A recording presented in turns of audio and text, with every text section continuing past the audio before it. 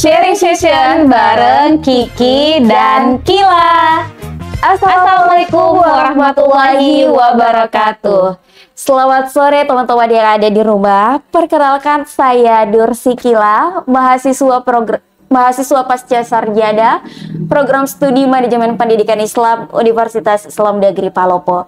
Di sini saya tidak sendiri ya, saya ditemani rekan saya. Saya atas nama Kiki Samsudin, mahasiswa Program Studi Manajemen Pendidikan Islam pasca sarjana Universitas Islam Negeri Palopo. Hari ini kami akan berdiskusi dan saling bagi perspektif tentang evolusi manajemen strategi dalam administrasi publik. Nah, topik kali ini itu sangat relevan dengan pemerintah yang bekerja sekarang dan juga pelayanan terhadap masyarakat di mana era yang terus berubah. Nah, untuk itu kita tak perlu berlama-lama lagi, mungkin kita sudah bisa mulai ya, saudari Kiki. Nah, kita mulaikan mungkin satu pertanyaan di awal untuk memulai topik kita kali ini, yaitu apa sih sebenarnya yang dimaksud dengan evolusi ya? Nah, evolusi adalah perkembangan secara perlahan atau bertahap dari bentuk yang sederhana ke bentuk yang lebih kompleks. Nah, itulah definisi dari evolusi itu sendiri. Ya, evolusi ya, perkembangannya. Nah, kemudian kalau kita lihat definisi hampir mirip dengan sejarah. Nah, bagaimana kira-kira saudari Kiki melihat ini? Apakah memang evolusi ini dan sejarah itu memiliki yang sama atau memiliki banyak perbedaan begitu? Mungkin bisa diberikan penjelasannya ya. Baik, perbedaan dari evolusi dan sejarah itu kita lihat dari aspeknya.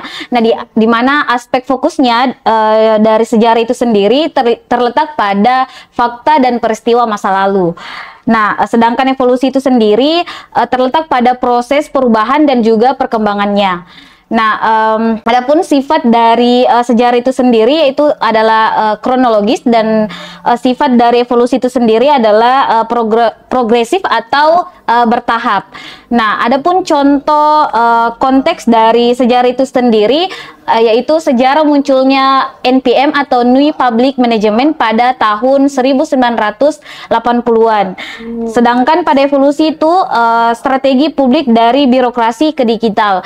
Nah, dari evolusi itu sendiri memiliki 4 tahapan, di mana tahapan pertama yaitu pada era tradisional, yang kedua pada era New Public Management, dan yang ketiga itu era Governance dan Collaborative Management, dan yang keempat itu era digital dan Smart Governance. Oh iya, jadi evolusi ini itu sifatnya dia bersifat perkembangan ya, perkembangan dari suatu era ke era selanjutnya. Nah, sedangkan sejarah itu sifatnya kronologis. Ya, seperti tadi ya, begitu ya tadi yang dijelaskan oleh saudari Kiki, bahwa kalau untuk sejarah dia sifatnya, misalnya nih, sejarah munculnya NPM di tahun 1980-an ya, begitu ya. Oh iya.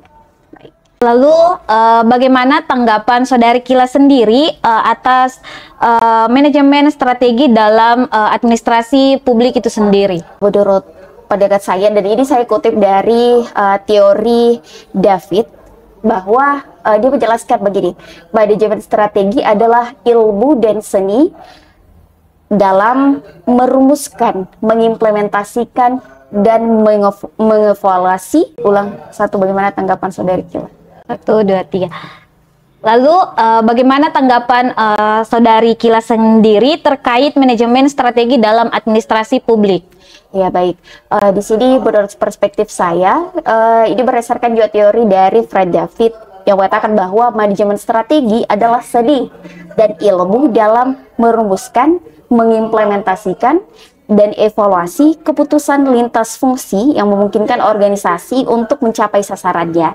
Jadi intinya adalah manajemen strategi ini memiliki 3 cakupan. Yang pertama yaitu perumusan strategi, di mana perumusan strategi ini kita menganalisis lingkungan baik internal maupun eksternalnya. Gunanya ya apa? Untuk menentukan visi, misi, dan tujuan sebuah organisasi. Kemudian cakupan yang kedua apa sih? Ya, implementasi strategi ini itu sangat berpengaruh pada SDM ya sumber daya manusia ya, dan kebijakan dari sebuah organisasi tertentu. Kemudian, nah evaluasi strategi ini nih satu hal yang sangat penting karena dalam evaluasi kita bisa mengetahui penilaian secara berkala terhadap hasil mengenai misalnya kebijakan atau suatu program yang sudah dilaksanakan. Jadi bisa dievaluasi apakah memang bisa tepat suatu program tersebut dan bisa dilanjutkan, ataukah kita bisa menyesuaikan kembali program dan kebijakan itu sesuai dengan kebutuhan masyarakat. Nah, mungkin ya itu saja dari saya. Lalu bagaimana kaitannya dengan administrasi publik? Oh iya.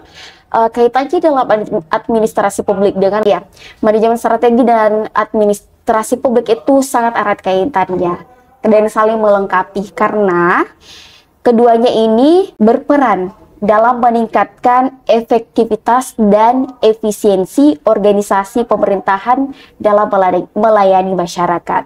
Nah, manajemen strategi adalah alat yang utama dalam administrasi publik untuk memastikan bahwa kebijakan dan program yang dijalankan benar-benar berdampak, relevan, dan adaptif terhadap kebutuhan masyarakat. Nah, salah satu hubungan yang paling erat ya dari manajemen strategi dan administrasi publik ini karena adanya manajemen strategi bisa lebih mengarahkan dalam administrasi publik menentukan visi, misi, dan tujuan organisasi di lembaga pemerintahan, dan juga dengan adanya strategi membantu mengimplementasikan kebijakan-kebijakan yang sifatnya sistematis dan terstruktur, dan juga menjadi manajemen strategi ini karena adanya evaluasi itu menjadi instrumen penilaian ya terhadap kebijakan atau suatu program. Jadi erat kaitannya antara manajemen strategi dan administrasi publik, tidak bisa dipisahkan maupun tidak bisa berdiri sendiri. Nah, tadi kita sudah membahas panjang lebar terkait evolusi manajemen strategi dalam administrasi publik. Dan tentu kita sudah sering membahas hal itu mungkin di luar podcast ini, di dalam ruang kelas, di berbagai diskusi-diskusi lainnya. Bagaimana sih kira-kira pandangannya Saudari Kiki? Kenapa penting bagi lembaga pemerintah untuk menerapkan manajemen strategi? Baik, langsung saja pentingnya lembaga pendidik. Kak. Oke, diulang dari saya. 3, 2, 1. Ya, tadi kita sudah membahas panjang lebar terkait evolusi manajemen strategi dalam administrasi publik.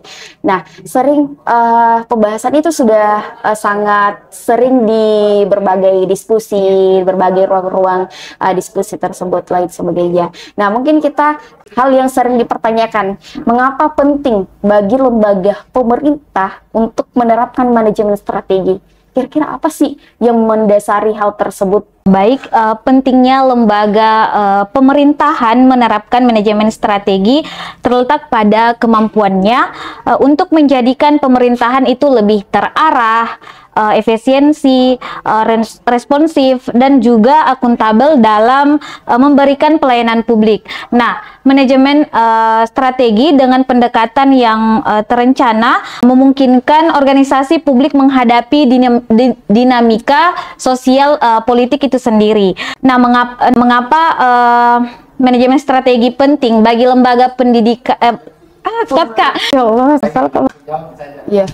Langsung manajemen strategi. Baik, pentingnya lembaga pemerintahan menerapkan manajemen strategi itu sendiri terletak pada kemampuannya untuk menjadikan pemerintah lebih terarah, efisien, responsif, dan juga akuntabel dalam memberikan pelayanan publik. Nah, manajemen strategi memungkinkan organisasi publik menghadapi dinamika sosial politik yang kompleks dengan pendekatan yang terencana dan berorientasi pada hasilnya. Nah, strategi yang penting dilakukan oleh lembaga pemerintahan yaitu yang pertama kita perlu menerapkan tentang memberikan arah yang jelas, di mana manajemen strategi membantu merumuskan visi, misi, dan juga tujuan jangka panjang pada suatu lembaga. Nah, yang kedua itu meningkatkan efektivitas dan efisiensi, di mana strategi memungkinkan penggunaan sumber daya berupa anggaran, SDM, waktu secara optimal. Nah, manajemen strategi itu sangat penting bagi lembaga pemerintahan dikarenakan menjamin bahwa setiap kebijakan, program, dan sumber daya dikelola secara terencana, terukur, dan juga berdampak nyata bagi masyarakat itu sendiri. Ya, itulah beberapa alasan dari Saudari Kiki ya. Mengapa sih penting manajemen strategi dalam lembaga pemerintahan? Ya, mungkin satu pertanyaan lagi untuk membangkitkan diskusi kita kali ini, yaitu bagaimana sih pandangan Saudari Kiki dari keempat era manajemen strategi dalam administrasi publik? Tadi kan sudah di-mention sebelumnya bahwa ada era tradisional ya. Era tradisional yang pertama ada era New Public Management, ada era government and collaborative, dan juga ada smart government. Mungkin kira-kira dari keempat era ini, bagaimana pandangan Saudari Kiki terhadap empat era? Evolusi strategi dalam administrasi publik menunjukkan perubahan pendekatan dari sistem birokrasi yang kaku menuju model yang lebih fleksibel, partisipatif, dan berbasis teknologi. Nah, pada era tradisional itu berfokus pada aturan hierarki dan juga stabilitas. Nah, pada era ini dipengaruhi oleh pemikiran Max Weber. Nah, yang kedua itu ada era New Public Management. Pada era ini muncul pada tahun 1980-an dan mengadopsi prinsip manajemen swasta, yaitu efisiensi, hasil, dan juga akuntabilitas. Nah, yang ketiga itu governance dan kolaborasi, di mana pemerintah bekerja sama dengan masyarakat dan sektor swasta itu sendiri. Nah, yang keempat itu era digital dan smart governance. Nah, itu di sini menggunakan teknologi. Contohnya pada penggunaan Big Data dan juga AI, di mana penggunaan ini bertujuan menciptakan pelayanan publik yang cepat, transparan, dan juga responsif. Nah, dapat kita simpulkan bahwa evolusi strategi administrasi publik mencerminkan transformasi dari birokrasi ke kolaborasi dan digitalisasi. Nah, demi menghadirkan pelayanan publik yang lebih adaptif, efisien, dan sesuai kebutuhan zaman dan perkembangan zaman pada saat ini. Nah, dari semua era yang kita bahas tadi, menurut Saudari Kila, mana yang paling relevan untuk konteks yang kompleks pada Indonesia saat ini? Iya, dari tadi ya, dari penjelasan Saudari Kiki mengenai empat era manajemen strategi dalam administrasi publik. Kalau kita lihat Indonesia sekarang bagaimana pemerintahannya, mungkin saya ini dari perspektif saya sendiri ya. Jadi mungkin kita bisa melihat kombinasi antara governance and collaborative, di mana melibatkan masyarakat, pemerintah tidak hanya menjalankan sebuah kebijakan hanya pada pejabat pemerintahan saja, tapi melibatkan kepada seluruh masyarakat. Nah, ini sangat relevan untuk kita implementasikan untuk pemerintahan Indonesia yang sekarang.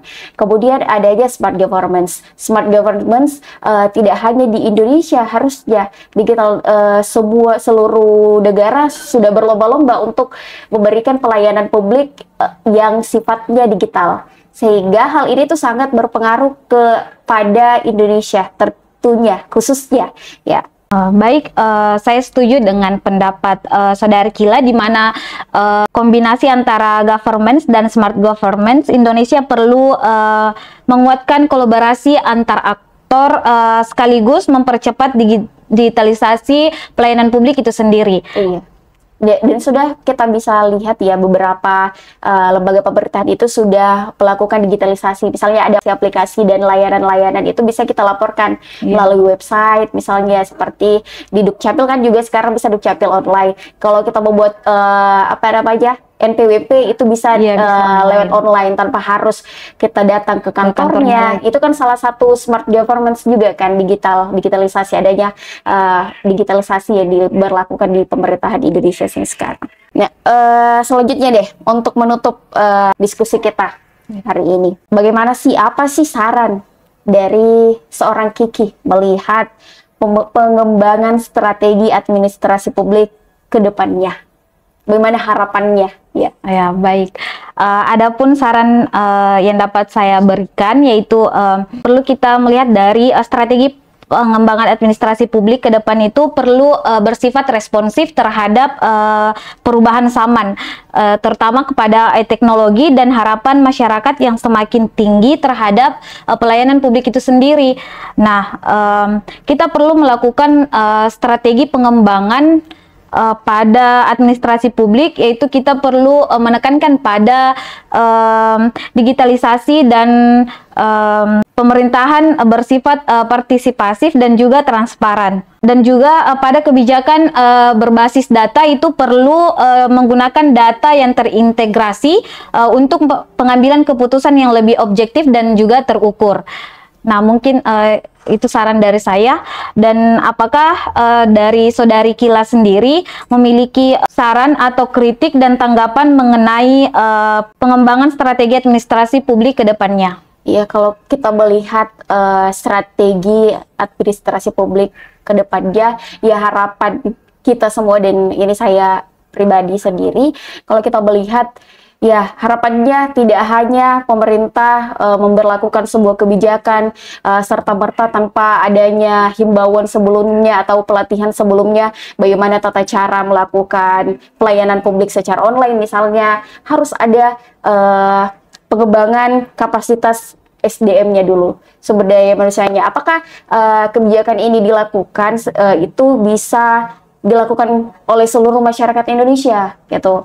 Jangan hanya memberikan kebijakan tapi SDM yang melakukan tidak ada atau hanya 1-2 orang ya. Harapannya semoga lembaga pemerintahan ke depan bisa meningkatkan kapasitas SDM terlebih dahulu, dan ini ya salah satu tugas kita juga selaku anak muda ya, generasi muda, dan juga ya dorongan partisipasi masyarakat ya tentu, dan infrastruktur tentunya. Semoga harapan kita dan saran kita ya, harapan kita ke depannya infrastruktur baik itu pelayanan secara offline maupun online itu bisa jauh lebih baik dan lebih adaptif terhadap kebutuhan masyarakat. Untuk yang normal pun atau yang disabilitas pun sudah bisa melakukan pelayanan publik tersebut gitu. Ya, mungkin itu ya diskusi kita kali ini bareng Kiki Samsudin. Terima kasih teman-teman yang ada di rumah ya sudah menonton diskusi kami berdua